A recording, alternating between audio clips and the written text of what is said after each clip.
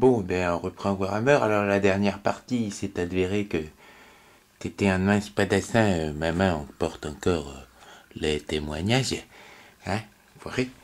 Toi, il s'est avéré que t'étais une prédicatrice elfe passée apprentie mage elfe des bois. Et puis toi, ouais, t'étais un hobbit, mais un petit peu désavantagé parce que quand même pilleur de tombes. Donc je vais t'avancer un peu ta carrière. J'y regarde les avancées de carrière de pilleur de tombes. Et je tombe sur combattant des tunnels, garde du corps ratier ou reseller. Euh... Reseller, après avoir été payeur de tombes. Ah ouais, hein, t'es passé reseller, hein. Et reseller, tu veux savoir ce que ça donne encore quand on est plus tard? Oui, on peut.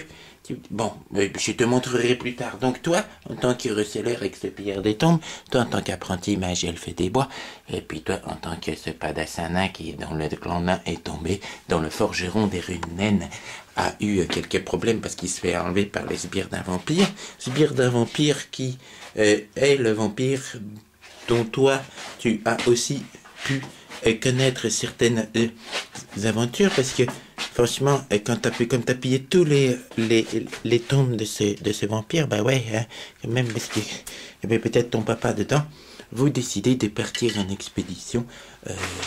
Elle, je suis bon, elle est curieuse, c'est une elfe aussi. Puis surtout, elle veut savoir s'il y a des arbres vampires. Elle est un peu con. Les elfes, quand ils quittent les elfes des bois, comme ça, quand ils quittent leur domaine, ils sont un peu fous. Donc, et toi, t'es un âne, normalement, t'as une animosité envers les elfes, mais on l'avait dit la dernière fois.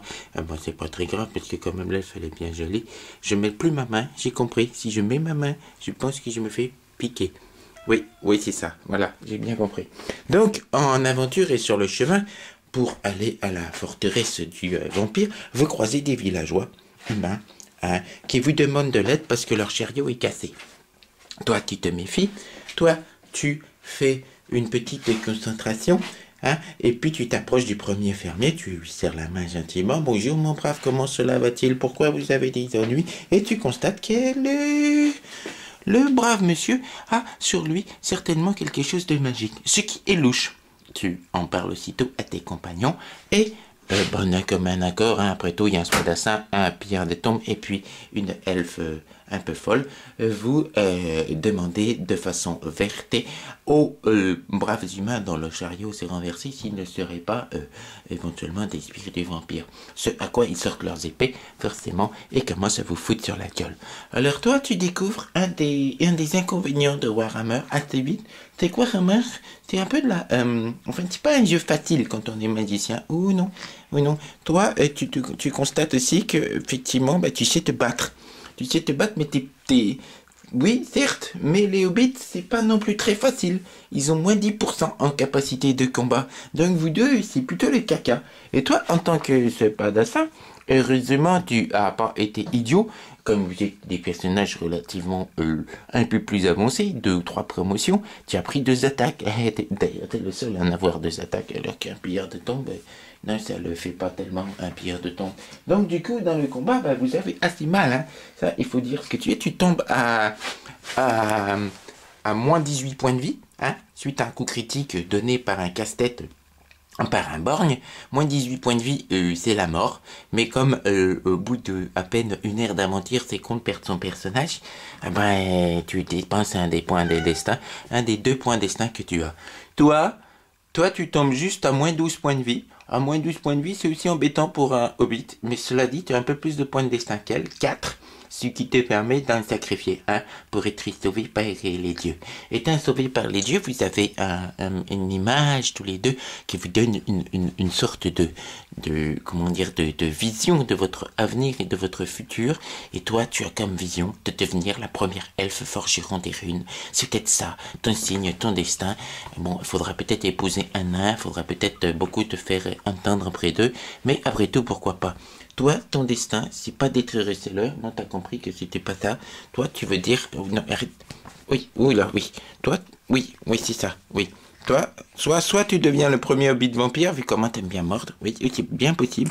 Ou alors, chevalier hobbit. Oui, ça c'est ton truc, là. C'est de prendre un poney, ou plutôt même un porc, un sanglier, et puis comme les nains, oh, c'est tout flou. Oui. Aïe, arrête. Comme les nains, d'y aller bêtement et simplement à l'aventure. Quant à toi, dans le combat, eh ben alors, comment te dire, dans le combat, ok, c'est quand même bien le fait que tes deux attaques qui te permettent de t'en sortir. Tu te retrouves qu'à un point de blessure, ce qui est un peu embêtant parce que quand on est descendu en dessous de 2 points de blessure, on est blessé gravement et qu'aucun d'entre vous, les médecins dans le groupe, ils s'appliquent. Les deux qui ont sacrifié leur point de destin, on va dire que les règles en ont fait un peu des choses un peu différentes. C'est le coup qui vous a mis à tous ces négatifs qui fait que vous n'êtes pas vraiment arrivé à négatif. Donc toi, tu restes à 2 points de vie. Et puis toi, tu te tiens un miracle, toi, à 3 points de vie. Oui.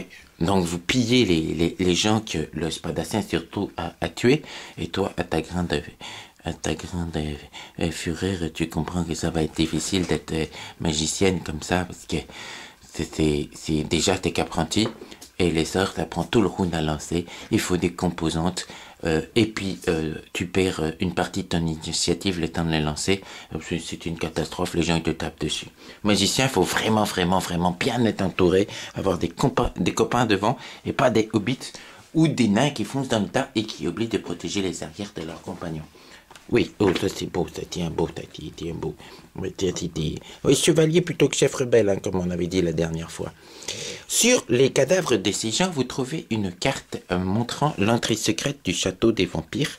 Et par contre, dans la carriole, vous vous rendez compte qu'il y avait 2 carrioles, et celle qui contient le nain et la forge des runes qui ont été enlevées. Non, ça c'est déjà au château. K1, vous vous dirigez vers le château, trouvez l'entrée secrète. Oh, oui, et là, toi, tu te retrouves dans ton élément, ainsi que toi, forcément, parce que bon, les tunnels, ça, vous aimez bien, en tant que nain et en tant que pilleur de tombes. Ouh là là là là. C'est ça, c'est ta dent. Lorsque vous pénétrez dans le tunnel, vous apercevez que le hobbit, lui, d'une allure fort jolie et fort verte, et oui, c'est ici, bon, mais, alors, effectivement, bon, il y a une chose aussi que vous remarquez, c'est que le hobbit est très fort, mais être très fort, ça aide pas si on frappe pas assez bien ses adversaires, c'est le problème. Par contre, toi, t'es surpris, il défonce toutes les grilles devant vous, et arrive dans un caveau. Dans ce caveau reposent 2 vampires. En pleine journée, hein, parce que vous n'avez pas été con, enfin surtout la magicienne, mais des alarmes magiques réveillent les vampires en question, et vous voilà à affronter, alors que vous avez à peine une carrière et demie, des vampires. Ouh! Heureusement, toi, tu as de la chance, t'en frappes un juste avant qu'il se réveille, tu mets un pieu dans le cœur, ce qui fait que le vampire, alors quelques difficultés à vous combattre. En plus, c'était un tout jeune nouveau-né. C'était une toute jeune nouveau-né. C'était la fille du vampire, en fait, hein, la fille vampirique, bien sûr. Hein. Donc, bon, ça, c'est pas très... voilà, on fait comme on peut. Toi, oui, toi, tu sautes sur les couilles du vampire, hein, parce que tu penses que c'est le moyen le plus simple de l'avoir. Toi, tu essaies de lancer un sortilège de sommeil en investissant plus de points de magie, ce qui est possible. Ensuite, il te faut juste toucher le vampire, tu y arrives. Et je sais pas ce qui se passe. Tu as une moule de cocu, tu arrives à endormir le vampire, ce qui, pas longtemps, hein, ce qui laisse le temps au spadassin de les décapiter. Là, tu inspectes la magie de l'endroit et vous vous retrouvez chacun avec un objet magique de folie. Toi, une épée qui fait plus 3 de dommages, plus 20 à l'initiative. C'était fait plaisir. C'est pas une grosse épée, c'est une épée courte. Hein. Plus 3 dommages, plus 20 à l'initiative. C'est énorme dans le monde de Warhammer. Et puis ensuite, quelle tueuse de tu ne sais pas trop quoi. Il y a une rune, mais tueuse de je sais pas trop quoi. Toi, Bastille, tu penses que c'est une épée qui tue les nains, mais tu préfères éviter de lui dire, parce qu'il quand même, il risque d'avoir son honneur entaché. Toi, par contre, tu trouves une sorte de baguette de pouvoir qui peut accumuler des points de magie pour toi. Ce sera un peu plus costaud pour la suite de vos aventures. Et toi, c'est une joie sans pareil. Tu trouves une culotte magique. Oui, c'est une culotte magique qui permet de pouvoir éviter d'aller faire ses besoins et qui octroie également un bonus non négligeable. Et oui, de 3 points de blessure et de 2 points d'endurance, chose dont tu avais apparemment quand même un petit peu besoin en tant que hobbit. Une culotte magique que portait la fille du vampire, bien sûr, une sorte d'objet magique fabriqué on ne sait comment par on ne sait qui en des temps immémoriaux. Il ne vous reste plus qu'à trouver la forge qui compte les runes et la reine. Mais là, vous vous rendez compte qu'il fait bien tard et la porte s'ouvre soudainement pour laisser apparaître, oh mon Dieu, aïe aïe aïe, 6 ghouls et 2 autres vampires, plus gros, cela, vous faites tous glups. Surtout que vous n'êtes pas encore tout à fait soigné de la dernière fois. Ta ta ta. Hein, c'est pas la merde, hein? Oui, c'est pas la merde. T'inquiète pas, hein, au stade où vous en êtes, parce que je sais, c'est pas trop ton truc, peut-être Warhammer, mais là vous êtes allé, à mon avis, une partie ou deux avant que les dieux ne vous rappellent. Hein. Toi, tu t'en fous, hein, c'est une façon de mourir pour un nain qui est tout à fait légitime quand on est pourfendeur de trolls, massacreur de géants. Mais évidemment, t'es pas encore pourfendeur de trolls, c'est le seul truc un peu con. Moi, je pense que tu vas vite y arriver, hein? Ouais, oui. Je me méfie, il va me mettre encore un coup, cet enfoiré. Merci, va.